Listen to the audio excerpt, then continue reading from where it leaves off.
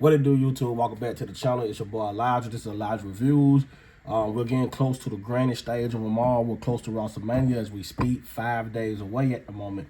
I'm gonna speak in this video about the booking going to this Mania. I'm gonna do a prediction for the match, for the card, and I'm gonna talk a little bit about my expectations coming out of Wrestlemania. I've been having a talk with people for a couple of years when it comes to Wrestlemania.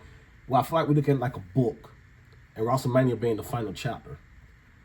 But long-term time fans know that's not the case. The next page is the Raw after Mania. And a lot of time, bookings for Mania feels like it's for the moment.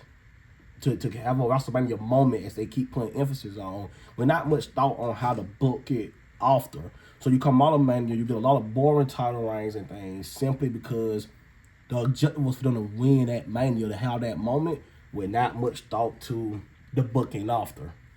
And I feel like that's what's happening with this Mania. And I feel like the card is not much for a lot of people to be desired. But I feel like there's some really good matches in here. There's some show stealers that I don't think a lot of folks are expecting to steal the show.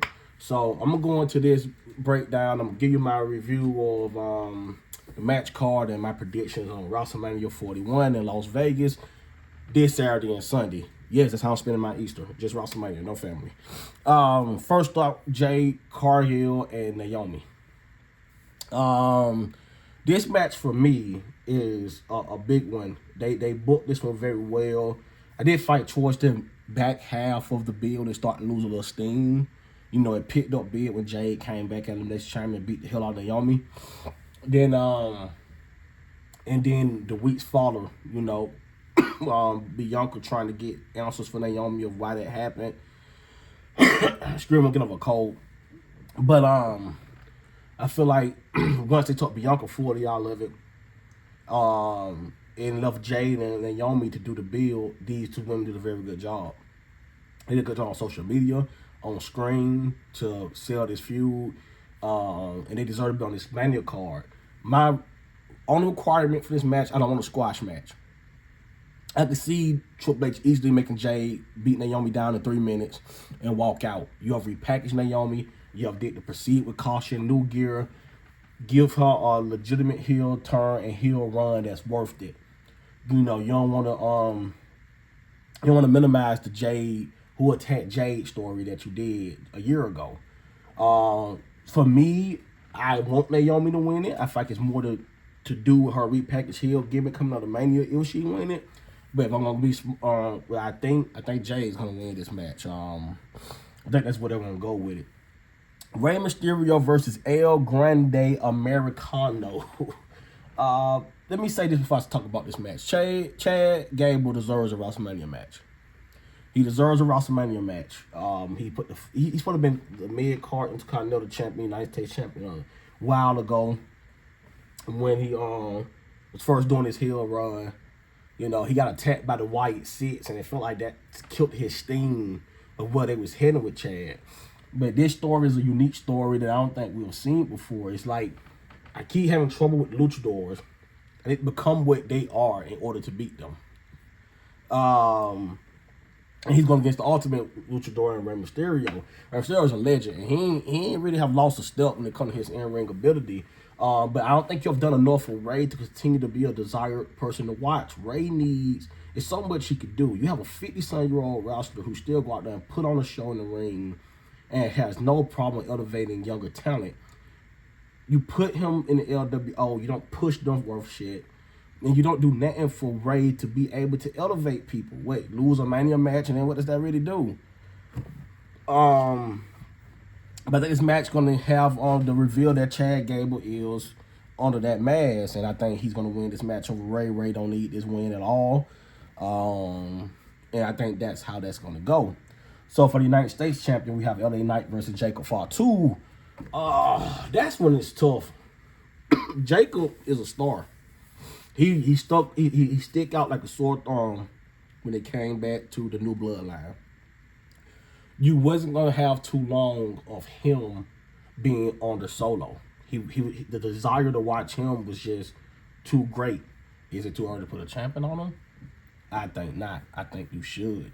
My only problem is who his opponent is. He recently got the belt from a repackaged Nakamura, who was on a killer run.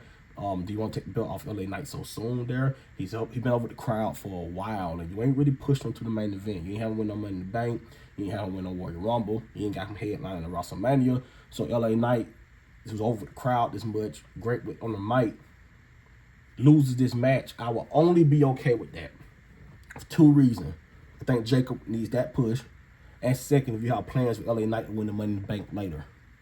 So I'm going to take Jacob Ford 2 to win the United States champion. But I really hope there's post-Mania plans for LA Knight coming out of this. So for the Women's World Champion, Tiffany Stratton and Charlotte Flair. Now, anybody who know me, I am not the kind when talking about Charlotte Flair. Now, let me speak why I say that is. I don't want to do the whole Ric Flair nipple baby, discussion about it. Because that could be the case for anybody that we've seen, Randy Orton or any of them. But once they get in there, they have to make a name for themselves. Dominic got massive heel heat for the work he put in. Besides him being Rey Mysterio's son. Randy Orton, the legend killer who we all love, his finisher, the RKO, despite him being Ball Orton's son. So you can get in the door as the child of somebody, but to win over the crowd, you have to be good. Charlotte Flair has been good. Her Sasha Banks, Becky Lynch, Belly, and don't count NXT and what they put on the show. To doubt her in-ring ability is kind of crazy to do. I say this a lot. I remember when Alexa Bliss was on the main roster, it was just title reign, title picture. And I said, I want to see her when the title's not involved. And we got her with Bray Wyatt, which was some of the best work Alexa Bliss been able to do. I have that problem with Bianca Belair right now, and I'm happy when she got out of the frame for a minute. She went for the women's tag title, which I was cool with. It was an opportunity to help elevate those new championships. But now she's back in a title picture again. And that's what it is with Charlotte Flair. She's just constantly in that title picture. Is there a chance to put over a young talent in Tiffany Stratton? Charlotte Flair has shown she don't have a problem doing that. When it was time to put over Sasha, she did it. When it was time to put over Becky, she did it. When it was time to put over Rhea Ripley at Mania, she did it. She won and decided to go for the NXT Women's Champion instead of the main champion. So Charlotte is selfish title on her. That's not necessarily really true. Sometimes you do need someone of her caliber to stay in that main picture in order to help elevate other talent. But with that said, I just don't have the desire to see her as champion right now. I'm going to take Tiffany Stratton to win this match by fighting the recent behind-the-scenes stuff we've been reading about may work in Charlotte's favor because Tiffany hit some real-world issue, and depending on how you feel about it, it's becoming more of a topic when it comes to Charlotte's mental health and the work she's done on her face. And Tiffany bringing that up, they're going to spin a narrative that a Tiff win, you're rewarding the bully. And I don't think that's the case. But I'm going to take Tiff to win that match.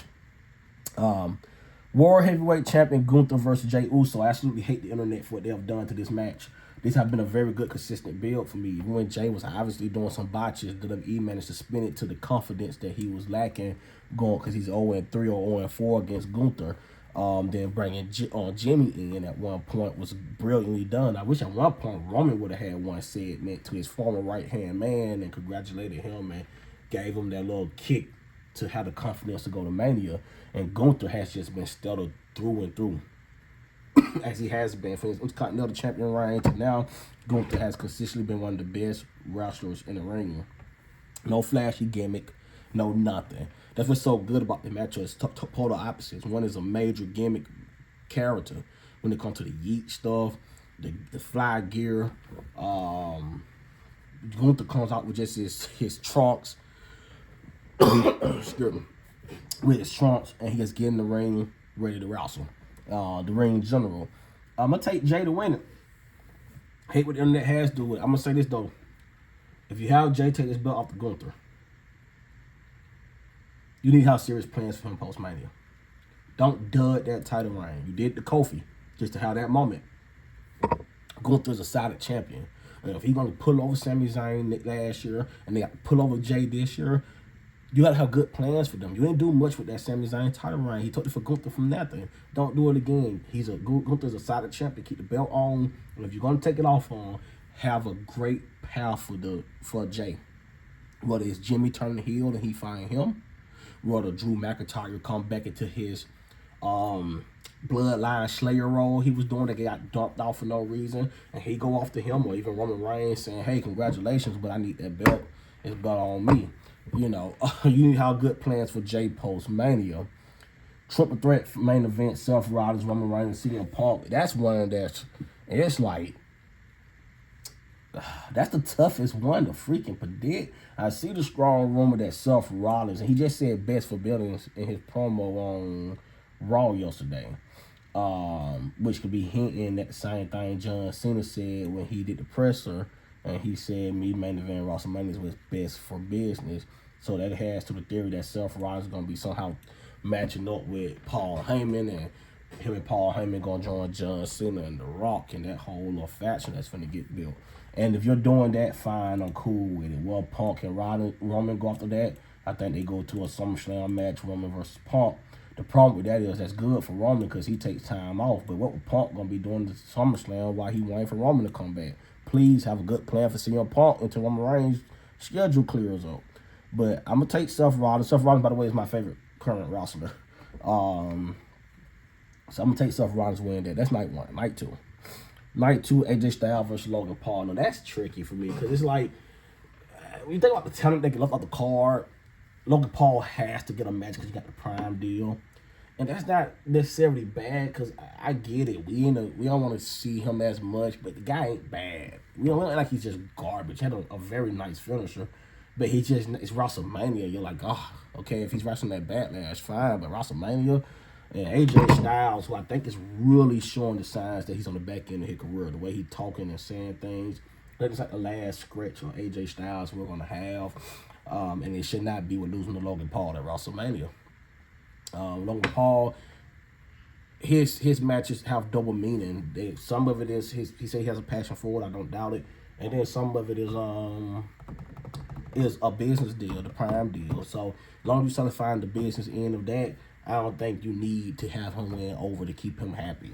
The Sin City Street fight, Damian Priest, Drew McIntyre is the match. I think they're going to steal the show for a lot of people. They're going to beat the hell out of each other. And it got to be. It has to be because Drew McIntyre had a gimmick going. Well, if everybody who think Roman Reigns going to War Games and going after each of them people. And it just got dropped because you did have a story with Damian Priest, from Damian Priest cashing the Money Bank on him, then at the Royal Rumble, that you chose you want to tell. Fine. But that you're telling that one, it needs to be worth it that you dump that one. So in that one, for the AJ Styles, Logan Paul, I got AJ Styles win. But for Damian Priest and Drew McIntyre, this is what I'm going to say. Drew is must-see TV. He's gotten himself over social media, promo-wise and ring-wise as much as possible. He lose this match, he go out, he still Drew McIntyre. But I don't want to keep handicapping wrestlers because they so good that we say they don't need to win because they good either way. But Damian Priest, outside the fans, the WWE Universe is completely sold on him. And does he survive this loss? What's the plan for him post-Mania? I got Drew McIntyre winning it. But cause the fact he just been over so long and doing so good work, it's time to start rewarding him with actual wins. Through this stretch of him being so amazing, he ain't had a title. The one he won, he Damian Priest very quickly. We need to exercise that demon of Damian Priest in this match. Get it out the way. Intercontinental Championship, Fatal 4-Way, Bond Breaker, Dominic Mysterio, and Penta, and Finn Balor. Another one I think that's going to steal the show for a lot of people. Bron Breaker, man, I want to take the belt off you, but every time you on TV, you make it show that we shouldn't. He's too good, too entertaining. He don't even really have a gimmick. It's just whoop ass, kick ass, spear everybody, and that works. But I'm gonna tell you who I want to win this match. I'm gonna tell you why, and there's nothing to the other rosters. The next person is Dominic. Part of me want Dominic to get his first single title. You know, the word is he was being punished for that kiss with Liv when they did the turn on Rhea that wasn't scheduled to happen. And I said that Triple H and Vince, how long y'all fucking punishment last, man? Damn. But he's just been doing very good work since working with Wade, since been in Judgment Day with Liv. Whoever he with, he does good work. I wouldn't mind that. Finn Balor, since being the first Universal Champion, going through injury, getting the Judgment Day, Finn should never lost the edge at WrestleMania. So to give Finn back into that main event or that level would be great. But I want Penta to win this. And it sounds premature. He just got there. But Triple H and WWE TKO, they sound a lot of lucha. And they get thrown in this Rey Mysterio storyline so quick with no plans of making them legitimate big time names. I want Penta to be the challenge for Triple H. Show you can put that belt on the luchador and book him. Book him in stories. Book him well. You know, he's very good in the ring. We know that. But a lot of them get signed and they get stuck back there and find the Judgment Day forever. Or find LWO and that's down. Andrade, all of them just go to Rey Mysterio. So I want to challenge Triple H. And I want Penta to win this. And I'm going to pick Penta to win this. But that would be my reason why. Women's Tag Team Champion Liv Morgan, Raquel Rodriguez, Bayley versus Lyra Valkyria. Who gives a fuck? Because why your women's Intercontinental Champions fighting for the tag titles instead of defending her belt against Bayley in a story that you tease but then go with? I don't mind Liv and Raquel defending the women's tag title. That should be on the card. But why the fuck is Lyra Valkyria in that match? Her and Bayley could be put on a good show for that title. And the sad part, Bayley don't gonna win. No, they don't. They lose this match because Laura has a belt. They ain't gonna make her a double champion. And they're gonna spin off the Bayley versus Laura at some point. And I don't know if you turn Bayley heel for that or do you need a heel in that story. The women's world title, triple threat, Io, Rhea Ripley, and Bianca Belair. Rhea Ripley could have promo backstage after losing to Io. The WWE just threw out the window like they didn't watch the shit. And they put her in this match anyway when I know me and a lot of people didn't want her in the match.